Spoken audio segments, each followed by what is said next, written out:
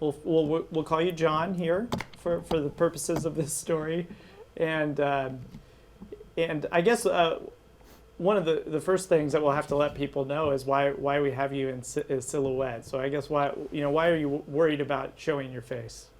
Okay. Go ahead. I just wanted to make sure that my family is already at risk, at a greater risk right now at this point, and they're in hiding, so I don't want to cause any trouble for them at this point. You were right in the mix of it. He told me, he goes, he wasn't just sitting in a tent with a radio. I mean, you were right there on the front lines with these guys, weren't you? Yeah, so they were the first people that I ended up working with them, and we were the front line. I ended up working at Combat Outpost Monty. It's in the eastern Afghanistan, and we were the front line. The sooner I got there, it was just fighting. So we got into fight, and that's how I ended up working with them. You said you were there right next to them, and you were helping when people were injured and things like that. I'm sure you saw some harrowing or scary things, didn't you? Yeah, absolutely, absolutely. I was there with them kind of 24/7, and I supported them in every single mission and operation that we conducted against the Taliban, Al-Qaeda, and all sort of people there. And it was such an honor working with them. He says he calls you a brother. Do you feel that close of a bond with them? Absolutely. I'm proud to call it my brothers, and we're family. Are you proud of your work? Absolutely. Yeah. I will, absolutely. I will never regret it. Absolutely. It was such an honor, and I will continue doing it. You were able to move back to the States. Was that a part of an agreement with the United States after your time over there? Yes, it was, but mine took a little longer. I was told it only take a year or two, but mine took more than 5 years, and finally I made it.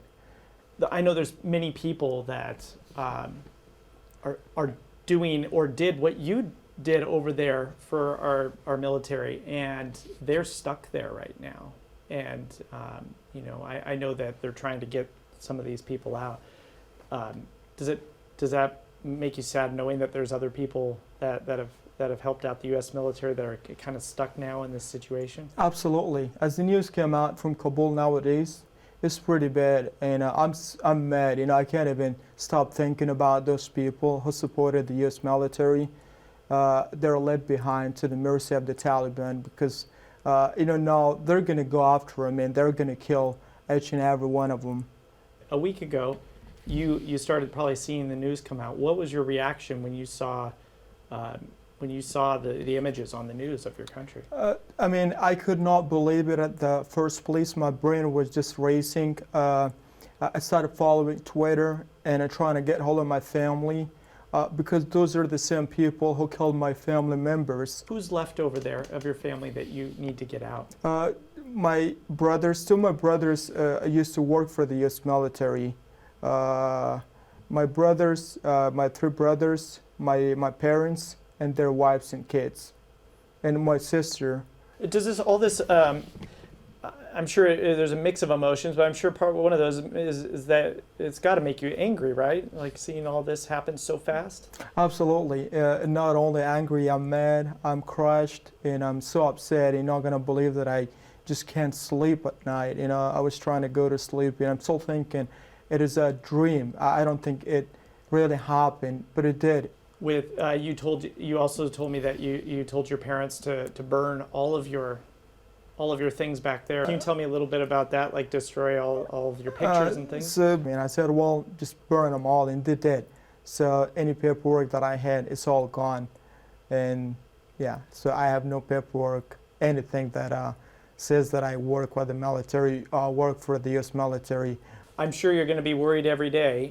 What do you, in regards, like, do you call your family every single day now? I mean, I'm sure this is going to be a thing that you just don't know day to day if they're okay or still alive, right?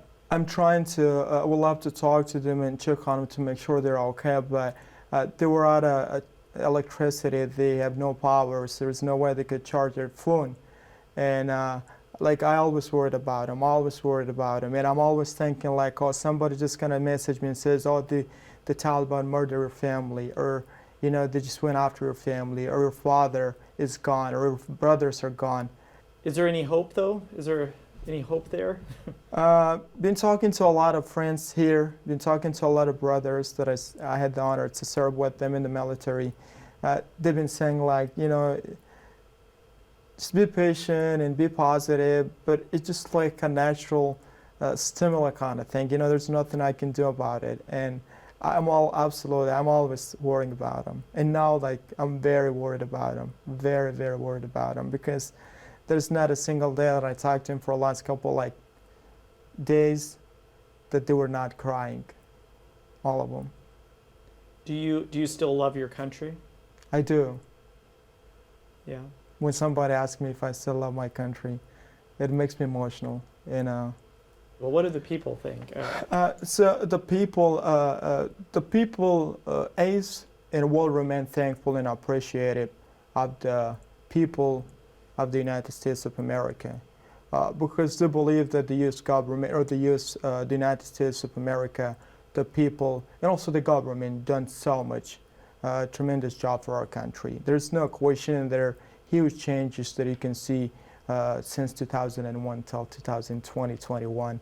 And after this, we don't know what will happen. So I just wanted to thank everybody. On behalf of my country, I wanted to thank the people of the United States for their constant support